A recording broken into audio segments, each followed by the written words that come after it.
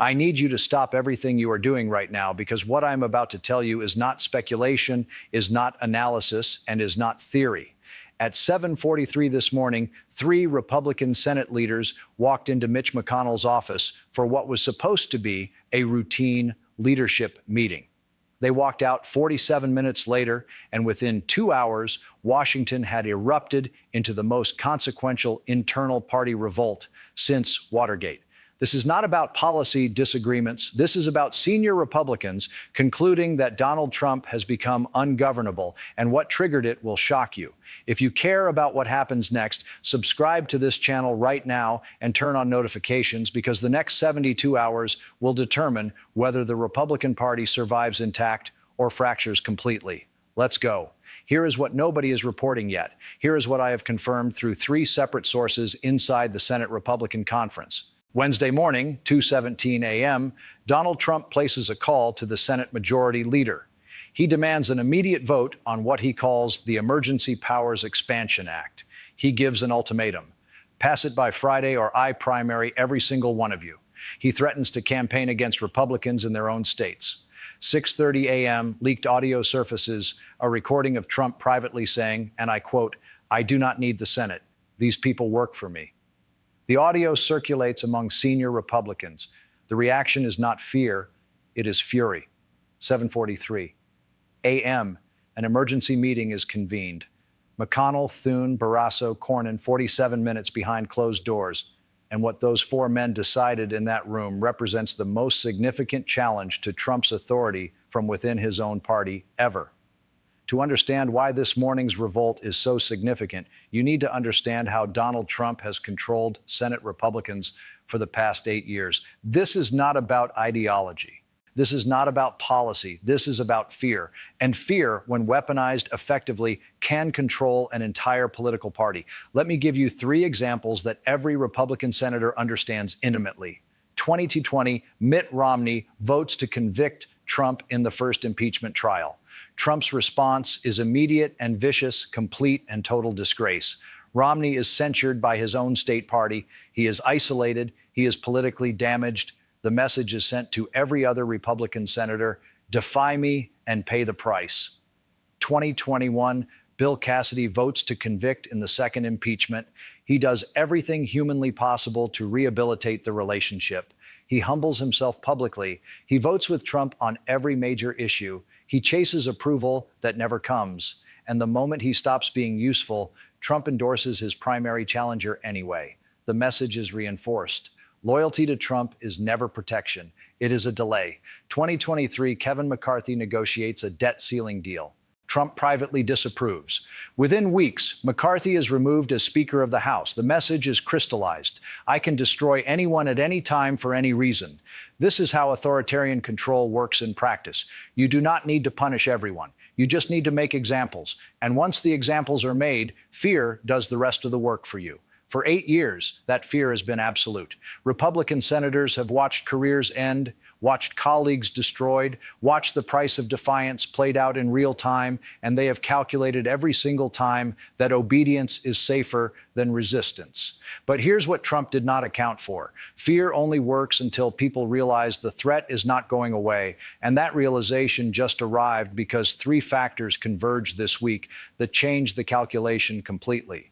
Factor 1, the electoral math has shifted. The 2024 Senate map is brutal for Republicans. 23 Republican seats are up for election, only 11 Democratic seats, and polling shows that Trump association is now a net negative. Specific data from Montana, Ohio, Pennsylvania shows Republicans down 6 to 8 points when directly tied to Trump. One senator told a colleague, and I am quoting here, "I can defend conservatism. I cannot defend chaos." Factor 2, the Greenland disaster is not just embarrassing, it is dangerous. NATO allies are alarmed. The defense establishment is revolting. A retired 4-star admiral told reporters, "This is not strategy, this is instability." Senate Armed Services Committee members are furious because they understand what the rest of the country does not. When you threaten military action against allied territory, you are not negotiating. You are destabilizing the entire international order. Factor 3, the legal walls are closing in. Multiple criminal cases are accelerating. The Supreme Court is declining emergency stays. Trial dates are firming up. And a senior Republican lawyer said privately, "We are going to nominate someone who might be in federal custody by November." When you combine electoral vulnerability, foreign policy recklessness, and criminal exposure, you get a very different cost-benefit analysis. Suddenly, defending Trump is not just uncomfortable, it is political suicide. According to two sources who were briefed on the meeting, here is what happened inside Mitch McConnell's office on Wednesday morning. The participants were McConnell himself, the Senate Minority Leader, and the institutionalist, John Thune, the Minority Whip, the pragmatist, John Barrasso, the conference chair, the loyalist under pressure, and John Cornyn, senior member from Texas, representing the electoral calculation every Republican is making right now. McConnell started by playing the audio, the full 3-minute recording of Donald Trump saying, "I do not need the Senate. These people work for me." He played it twice. Nobody spoke. The silence in that room, according to one source, was suffocating because every person sitting at that table understood what they were hearing. This was not a president frustrated with Congress. This was a president declaring Congress irrelevant. Then came the key exchange. John Thune spoke first. "We cannot defend this. Not the Greenland rhetoric, not the emergency powers demand, not the threat to primary our own members. We cannot go on television and explain this to voters who are already exhausted." John Barrasso responded, and you can hear the conflict in what he said.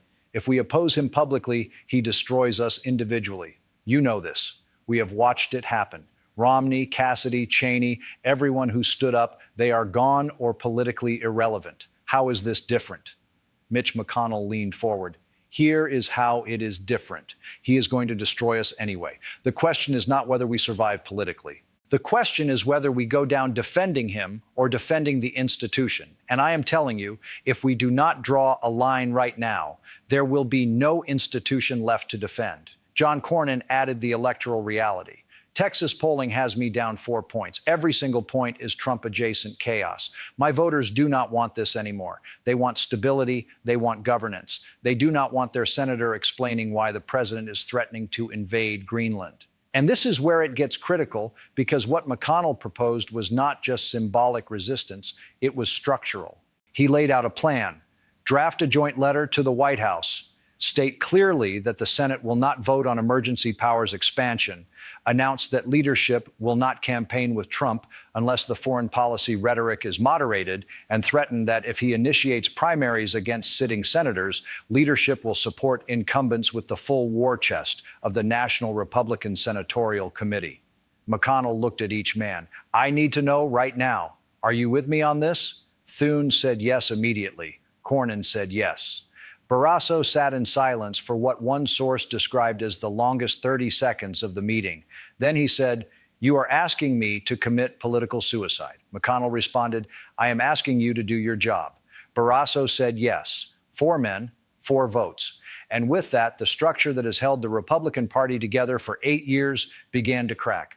What happened next moved with stunning speed. 9:15 a.m., McConnell personally called 15 senior Republican senators. The message was simple and direct. "We are doing this. Are you with us?" 3 immediately committed: Mitt Romney, Susan Collins, Lisa Murkowski. These were expected, but 2 commitments shocked everyone involved: Lindsey Graham and Marco Rubio. Let me stop here, because Graham's decision is the earthquake. This is Donald Trump's most vocal defender.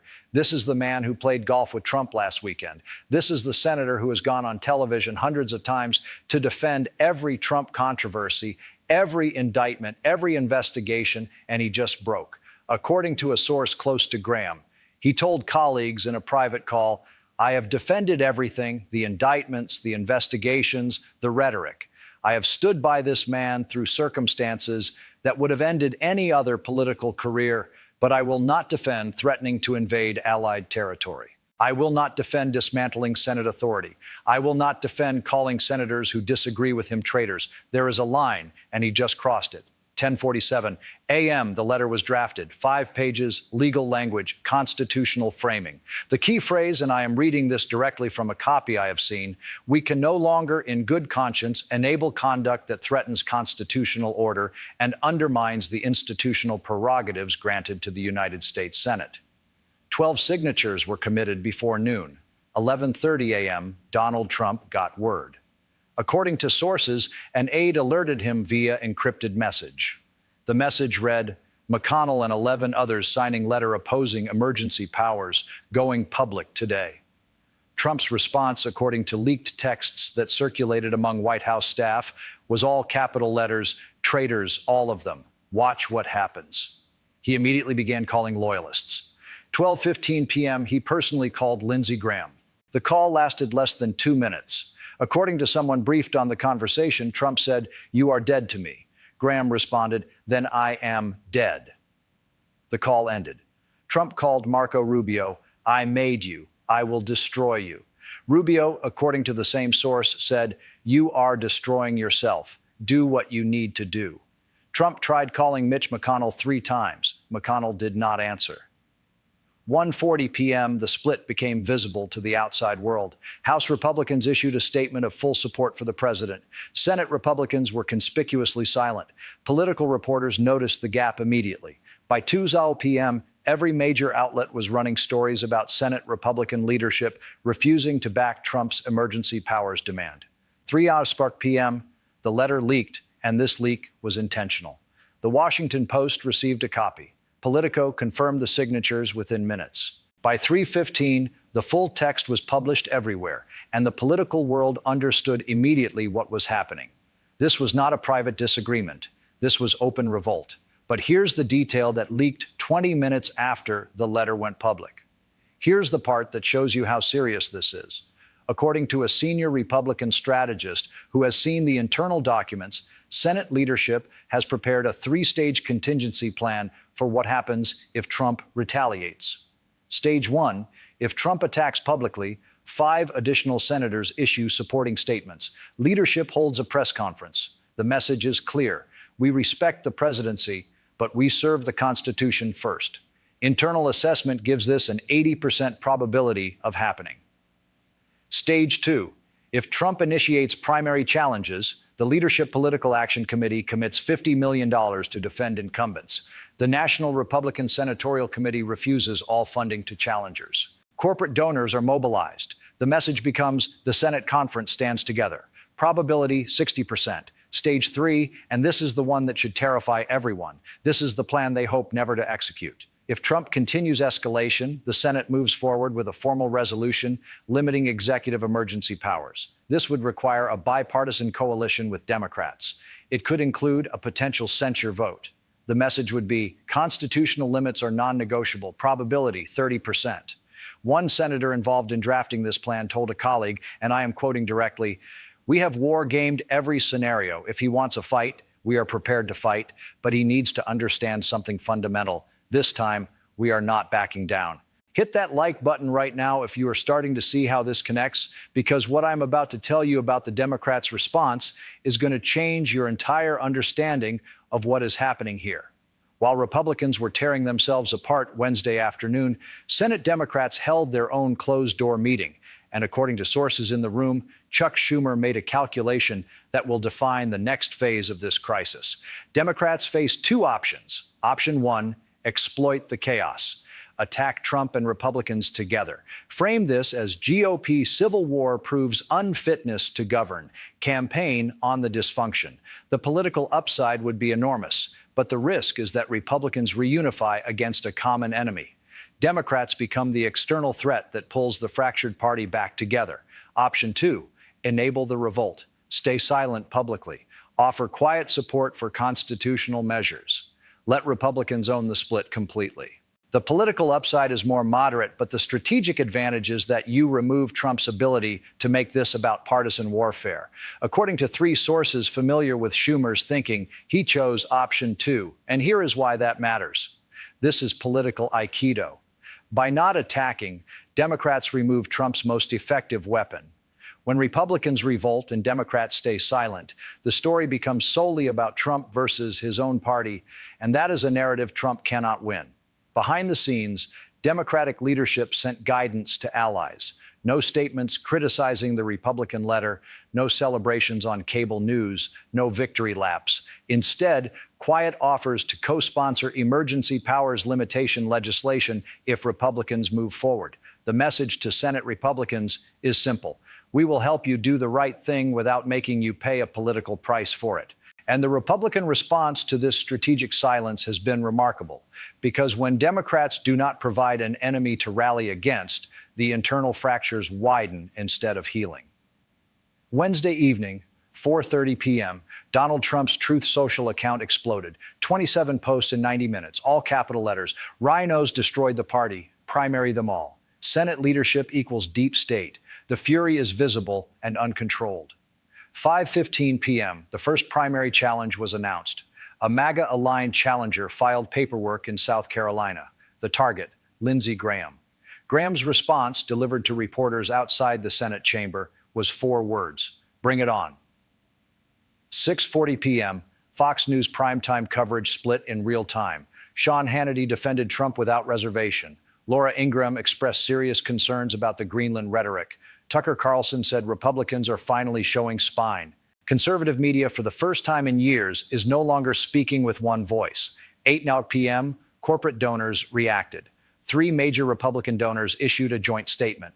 We support constitutional governance and institutional stability. This is code. This is the business community saying, we are backing the Senate, not Trump. 9:30 p.m., the count reached 17. 17 Republican senators now publicly aligned with the McConnell letter. 5 more privately committed, but not yet public. And the magic number everyone is watching is 18. 18 Republican senators plus all Democrats would be enough to block emergency powers expansion. 18 means Trump loses. But what happened overnight while Trump was rage posting and Washington was reeling reveals something even more significant about where this crisis is heading. Thursday morning, 6 a.m., internal Republican polling data leaked to Politico. The numbers are devastating. Generic Republican candidate in swing states, +2. Same Republican candidate with Trump endorsement, -4. That is a 6-point swing when Trump gets involved, and that 6-point swing is the difference between holding the Senate and losing it completely. 7:30 a.m., here is something nobody is reporting. Here is what 3 different Senate offices confirmed to me directly. 42 Republican Senate staffers signed an internal letter. We cannot in good conscience continue defending the indefensible. The letter threatened mass resignations if their senators backtrack on the McConnell letter. This is unprecedented. Junior staffers are forcing their bosses' hands. When the people who answer phones and draft statements refuse to do the work, the entire operation collapses. 8:15 a.m., the business community weighed in. The United States Chamber of Commerce issued a statement. Constitutional stability is essential for economic growth and investor confidence. Translation: stop the chaos or we stop the funding. The National Association of Manufacturers echoed the message within the hour. Corporate America just told Senate Republicans which side of this fight to be on. 9 a.m., international pressure arrived. The United Kingdom Prime Minister's office issued a diplomatic statement. We are alarmed by rhetoric regarding the territorial integrity of allied nations. Germany followed, France followed. The NATO Secretary General released his own statement. Article 5 commitments are sacrosanct and non-negotiable. Our closest allies just publicly rebuked an American president, and Senate Republicans are reading these statements, understanding that Trump has created a genuine international crisis. Do you see what is happening here? Trump is facing pressure from his own senators, from staff, from donors, from media, from international allies. This is not a single front. This is encirclement. And when you are surrounded, you have 2 options: retreat or escalate. 10 a.m. Thursday, Trump chose escalation. He announced an emergency rally. Location: South Carolina, Lindsey Graham's home state. Date: this Saturday. The message is transparent. Real Republicans versus rhinos. This is Trump declaring war on his own party in the most public way possible. 11:30 a.m., White House meeting. Trump assembled his most loyal House allies: Marjorie Taylor Greene, Matt Gaetz, Lauren Boebert, the House Freedom Caucus chair. They are planning what one source called a maximum pressure campaign against Senate Republicans. 12:45 p.m., the threat level rose. Trump posted on Truth Social, "The 17 traitors will pay." He called for protests at Senate offices. Federal law enforcement immediately elevated security concerns. U.S. Capitol Police went on heightened alert. 1 Gauss p.m., Mitch McConnell responded. His spokesperson issued a statement, "Threats and intimidation will not deter us from our constitutional responsibilities." The Senate does not work for any individual. We serve the American people and the Constitution. But here's what McConnell did that the statement does not mention. Here is what 3 sources confirmed. He quietly reached out to 5 Democratic senators, not Chuck Schumer, 2 visible moderate Democrats, Joe Manchin, Kyrsten Sinema, John Tester, Sherrod Brown, Bob Casey. The message was direct. If we move forward with emergency powers limitation, will you support it? All 5 said yes. The math is done.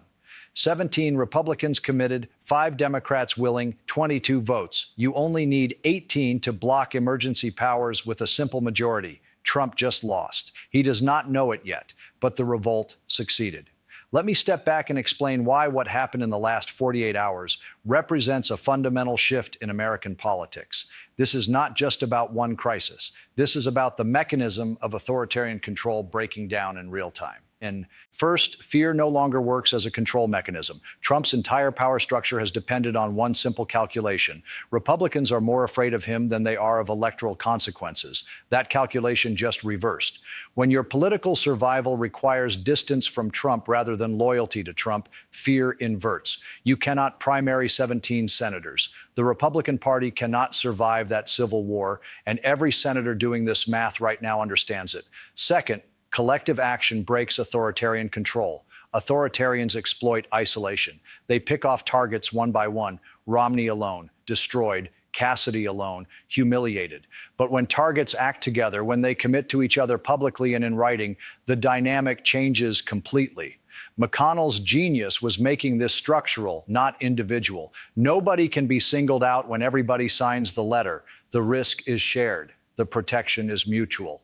Third, institutions can resist when they choose to. The Senate has constitutional authority that Trump needs. Emergency powers require Senate approval. Judicial nominations require Senate confirmation. Budget authority rests with Congress. For 8 years, the Senate voluntarily surrendered that authority because individual senators feared individual consequences. Now they are reclaiming it. And this demonstrates something critical. The weakness was always a choice, not an inevitability. So what happens in the next 48 hours? I'm going to give you 3 scenarios with honest probability assessments. Scenario 1, Trump backs down. He moderates the rhetoric. He drops the emergency powers demand. He claims, mission accomplished, we moved the conversation. Everybody declares victory. Probability, 25%. Scenario 2, stalemate. Trump continues attacks, but does not escalate to full primary war. Senate holds firm, but does not advance emergency powers limitation. Uneasy detente through the election. The fracture continues in slow motion. Probability, 50%. Scenario 3, full rupture. Trump launches all-out primary challenges. Senate passes emergency powers limitation with Democratic votes. Formal split in the Republican Party. Electoral catastrophe in November. Probability, 25%. My assessment based on conversations with 8 different Senate offices, Scenario 2 slowly drifting towards Scenario 3. The split will not heal. It will widen, but gradually, not explosively. Trump will keep pushing, Republicans will keep resisting, and the gap between them will grow every single day until something breaks permanently. So let me bring this full circle. Here is what you need to understand about what happened this week. This revolt is not about Greenland. It is not about tariffs. It is not about policy disagreements. This is about who controls the Republican Party. Donald Trump demanded absolute authority. The Senate said no, and that no changes everything. The fracture is structural, not emotional. This is not angry senators having feelings. This is calculated political survival. When the electoral math changes, when defending Trump costs you your seat, behavior changes. Loyalty becomes liability. But here is what worries me. Here is what should concern every American, regardless of party. When authoritarians feel cornered, they escalate. Trump has never faced internal revolt like this before. His pattern when threatened is to attack harder. What happens when that attack targets not Democrats, but his own party? Can the Republican Party survive a civil war? Can American democracy survive the Republican Party tearing itself apart? I do not have those answers. Nobody does. But we are going to find out soon. Subscribe to this channel right now. Hit that notification bell, because in the next 48 hours, 3 things will happen. Trump will either back down or double down. Senate Republicans will either hold firm or fracture, and we will know whether this revolt becomes revolution or just another failed resistance. I will be here breaking down every development as it happens. You will not get this analysis anywhere else. The next 72 hours determine whether Trump controls the Republican Party or whether the Republican Party finally controls Trump. Stay alert.